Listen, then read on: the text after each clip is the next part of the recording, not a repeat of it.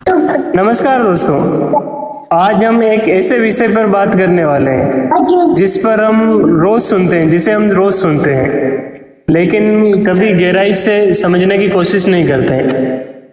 आज हम धर्म और मजहब को एक समझ लेते हैं, लेकिन सवाल ये है, क्या सच में धर्म और मजहब एक हैं? अगर नहीं, तो इनके बीच अंतर क्या है? और खासकर क्या सनातन धर्म को भी हम एक मजहब कह सकते हैं? आज इसी पर हम बात करेंगे। सबसे पहले हमें समझना होगा कि धर्म क्या होता है। धर्म कोई किताब नहीं है, धर्म कोई व्यक्ति नहीं है, धर्म कोई सीमित विचारधारा नहीं है। धर्म जीवन जीने की एक पद्धति है। धर्म हमें सिखाता है सत्य क्या है, कर्तव्य क्या है, करुणा क्या है और मानवता क्या है। सनातन धर्म में कहते हैं कि वासुदेव कुटुंबकम, यानी पूरी दुनिया एक परिवार है। यह धर्म जोड़ता है, तोड़ता नहीं। अब बात करते हैं सनातन धर्म की। सनातन का अर्थ क्या होता है? सनातन धर्म में सनातन का क्या अर्थ होता है? सनातन का अर्थ होता है जो शाश्वत है, जो हमेशा से है और जो हमेशा रहेगा।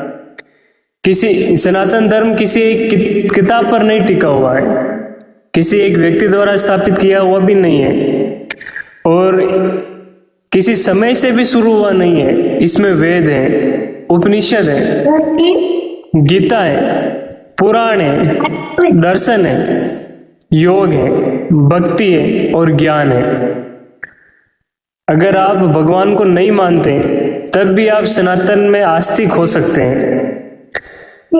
अगर आप प्रश्न करते हैं, तर्क करते हैं, तब भी आप सनातनी हो सकते हैं और हैं, क्योंकि सनातन धर्म प्रश्न पूछने की, प्रश्न करने की आजादी देता है। अब समझते हैं कि मजहब क्या होता है।